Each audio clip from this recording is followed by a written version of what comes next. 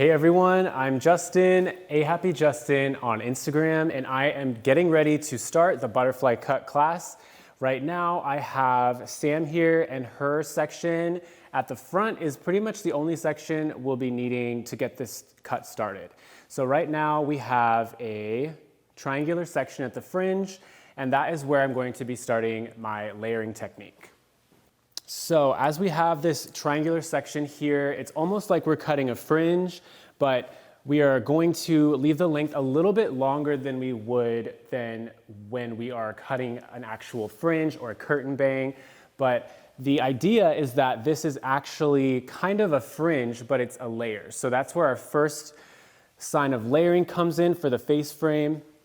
Before I cut anything, I'm going to saturate the hair from root to end with a leave-in conditioner that is lightweight enough for me to layer into the hair. So nothing too heavy because we're using this as a cutting aid. All right, so she's nice and saturated, and I like to let my clients know for the majority of this haircut, you're gonna have hair in your face. If you need to take a break, let me know, but most of this haircut is cut in front of the face or held forward in front of your guest. So I'm going to grab my Paragon 2. I'm using the 7-inch Paragon 2 shears, and I'm going to start mapping out this fringe. So what I like to do is split the fringe area, which is a triangular section, into about 3 or 4 different sections. And I like to base this off of how dense the hair is. So when the hair is dense around the hairline, we may need to bring 4 or 5 sections into this quadrant right here, but usually around the hairline, the hair is thinner, there's not as much hair, so I'll break this down into probably 3. So I'm starting with the rectangular section right here in the center. And before I get started, I like to let my guests know that I'm gonna be putting a lot of tension on these sections. So as I pull, I'll ask my client to kind of resist as I pull so she can stay straight up in the chair. This will allow me to maintain tension and create nice crisp lines as I layer. So now that I have my center section, I'm mapping out exactly where I want these butterfly layers to start.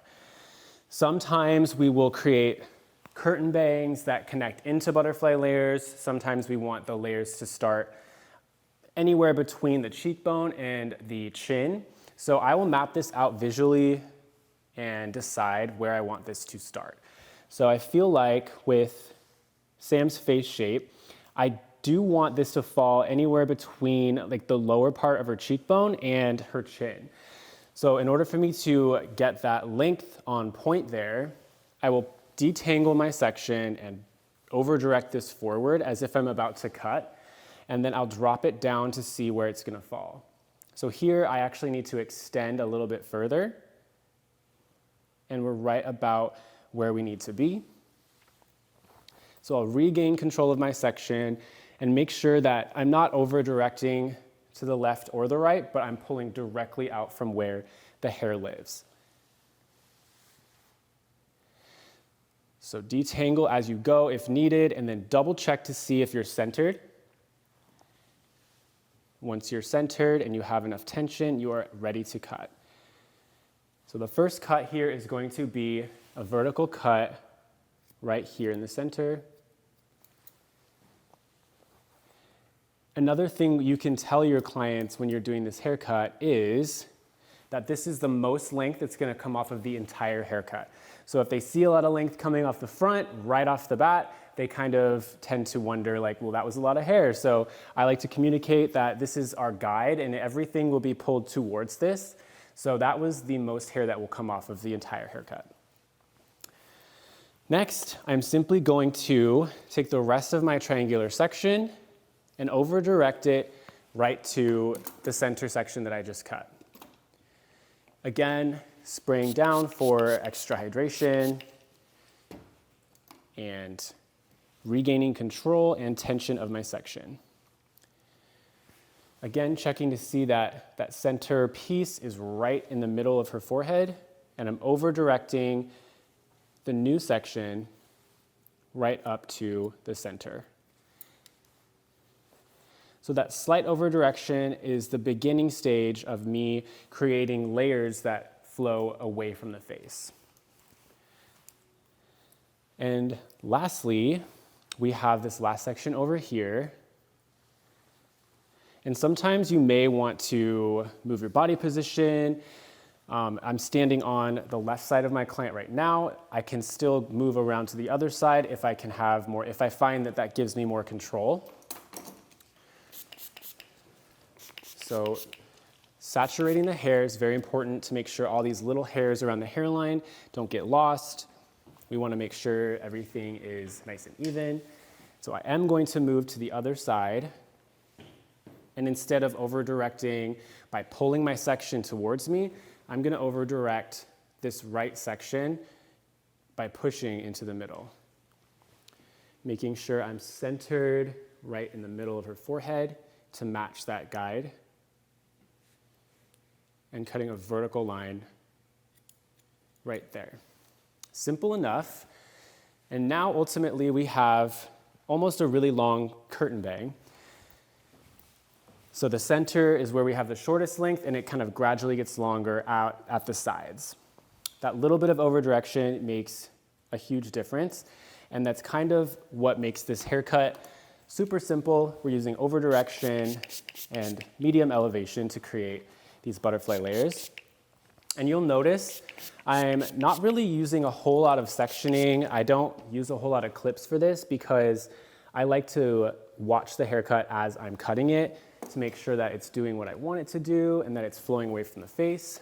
So if you do feel like you want to use clips, you can absolutely section out the entire back from the front and just simply take a section from the crown to behind each ear and then pull all of this away to keep it out of your way. But for me personally, I like to work from hairline right into center back, and I can get this haircut done in about 15 to 20 minutes, depending on my client's hair density. So I'm gonna keep her hair at natural fall to make it easier for myself. And we're going to get into the face framing part of the butterfly layers haircut. So next, our new guide is now this entire section that we just cut, and I'm keeping it parted right down the middle. Just to keep things nice and neat, I'm going to split it down the middle using my comb. A great way to map out and make the perfect middle part is I will stand over my client and I'll find out where their nose is, and then I'll put my comb right over their nose and then follow it right into the hairline and then work my comb back.